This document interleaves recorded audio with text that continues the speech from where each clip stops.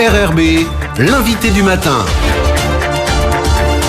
Et on va rester en mer avec notre invité du matin. Bonjour Daniel Mignana. Mais bonjour Radio Rythme Bleu. Merci d'être avec nous, bénévole à la Société nationale des sauveteurs en mer, qui fait beaucoup à longueur d'année pour veiller à notre sécurité et celle des plaisanciers.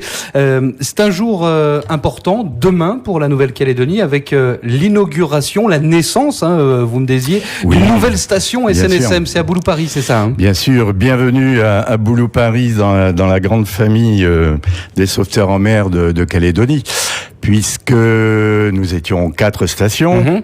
Alors, Koumak, Thio, Lifou, bien sûr Nouméa, la première.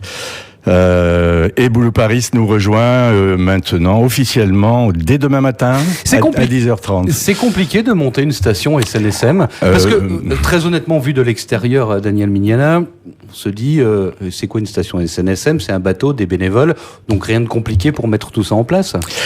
Très compliqué dans la logistique, dans le financement, surtout, et puis trouver le potentiel humain compétent. On ne s'improvise pas bénévole du sauvetage en mer. Tout cela est un engagement profond. C'est un choix déterminant pour l'engagement individuel. Donc compliqué sur le plan financier, sur le plan logistique également. Il faut s'équiper. Tout cela évidemment a besoin d'une ère de la guerre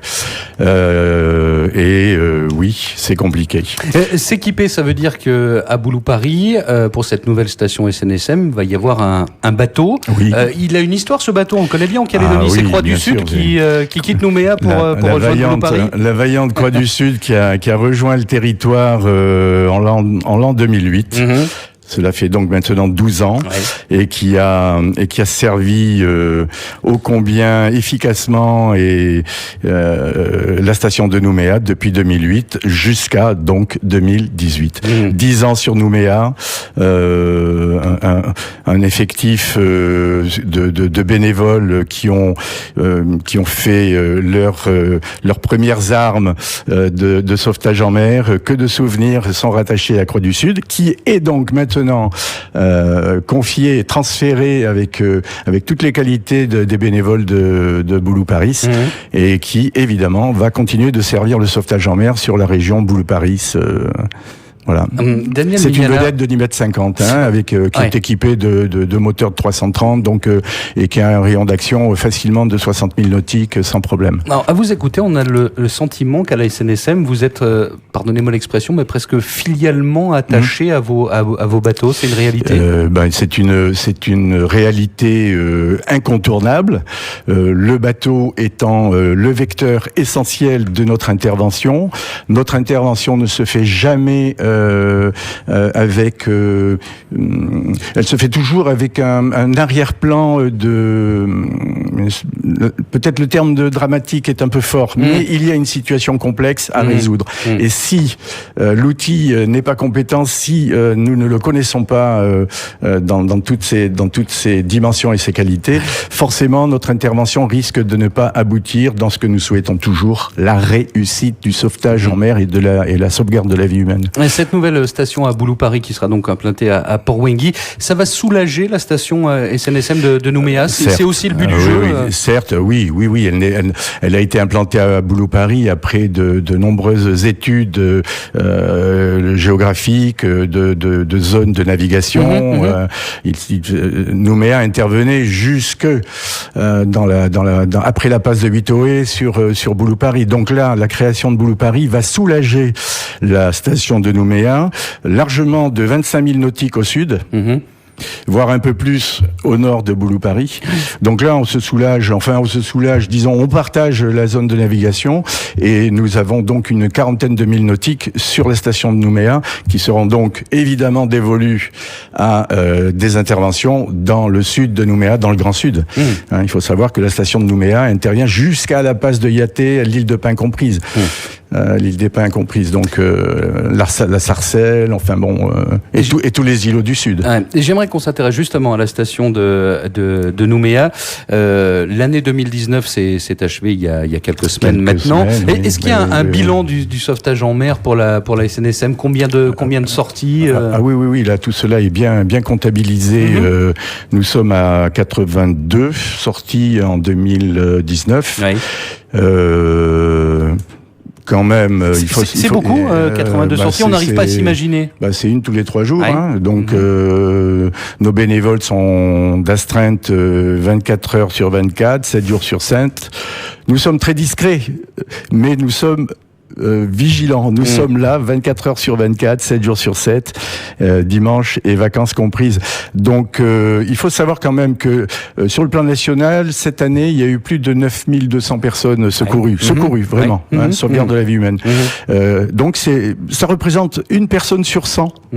Concernant les statistiques de Nouméa, c'est voilà, sans commentaire. Et vous disiez c'est du sauvetage de vie humaine pour ces sorties.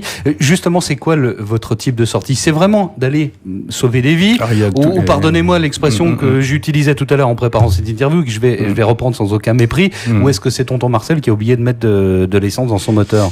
C'est tout le comportement humain que vous venez d'évoquer. À savoir, même si on a bien préparé son bateau, il y a une proportion de panne qui ne se signale jamais en disant attention, je vais te jouer un sale tour. Donc même si on est proche de sa mécanique, proche de son entretien, il y a un facteur panne. Donc là, ou un facteur évidemment événementiel, une baume qui tape sur un bras, ça fait une fracture. Mais je suppose que l'intervention n'est pas la même quand on va chercher quelqu'un qui s'est fait une fracture du bras ou d'une jambe que pour aller secourir quelqu'un qui a juste oublié de mettre de l'essence dans son moteur. La panne mécanique peut aussi engendrer toute une suite. Une panne peut engendrer justement un accident corporel, etc. Donc ça peut se dégrader extrêmement rapidement. D'où la nécessité, lorsque l'on se trouve devant une situation problème, d'appeler le 16. Le canal, soit sur la VHF 16, soit sur votre portable. Il faut absolument appeler le 16 qui vous met en contact avec le MRCC, le Marine Rescue, car nous, les sauveteurs en mer, nous n'intervenons que sur ordre impératif du MRCC. Oui, c'est-à-dire que je suis dans mon bateau, je suis en difficulté, je vous appelle pas vous, SNSM, en disant venez me chercher. Absolument, on est bien d'accord. Maintenant, il y a la solidarité des gens de mer. Mais le MRCC qui reçoit votre appel va, lui, analyser votre situation, et par VHF 16 ou canal, je ne sais, interpeller les bateaux sur cette zone-là, la zone que vous occupez. Donc, il peut y avoir une solidarité, une première solidarité de marins dans les environs de votre situation qui vont bien vous aider. Ensuite, le MRCC nous donne l'ordre et on intervient. Donc là, nous, en un quart d'heure, les bénévoles sont à Port-Moselle. Ils embarquent sur notre île qui est toujours prête à démarrer à n'importe quelle heure du jour, de la nuit. Et donc, en un quart d'heure, on décolle, quoi. On décolle sur la zone. Daniel Mignella, vous avez employé un terme il y a quelques minutes. Vous disiez les gens de la SNSM sont des gens discrets. Vous n'êtes pas trop discret, justement, à la SNSM? Bien, écoutez, d'abord, voilà qui me soit permis de vous remercier, parce que la parole que vous nous donnez aujourd'hui nous permet justement d'ouvrir un petit peu la porte sur notre grande discrétion. On est reconnu sur la discrétion et la modestie de nos interventions. Nous n'avons pas de commentaires à faire sur chaque intervention. Nous sommes là extrêmement mutiques. Vous ne me demanderez pas de commentaires sur je vous en demanderai pas. Non. Voilà. Nous sommes très très discrets car il y a souvent évidemment le respect du confidentiel, le respect de la situation qui peut être dramatique. Donc nous sommes discrets et efficaces, on l'espère. La SNSM, il faut pas s'en cacher. Vous étiez venu sur ce plateau il y a quelque temps pour en parler. A besoin de fonds. On peut se mobiliser, on peut faire des dons à la SNSM. Comment ça se passe tout ça? Certes, parce que nous fonctionnons. Notre fonctionnement évidemment bénéficie de subventions du gouvernement, de la province, un petit peu de la mairie de Nouméa, mais aussi de nos interventions et de nos manifestations, de nos ventes, etc. Nous sommes dans un équilibre très précaire. Je ne vais pas rentrer dans des chiffres comptables. Nous sommes dans un équilibre très précaire. une indication, par exemple, le national fonctionne avec 80% de donations privées, sponsoring, etc. Sur Nouméa, nous arrivons difficilement à 40%, 45%. Donc on a vraiment tout un champ à développer auprès du grand public de Nouméa, forcément, puisque la zone de loisirs nautiques est très très importante sur notre secteur.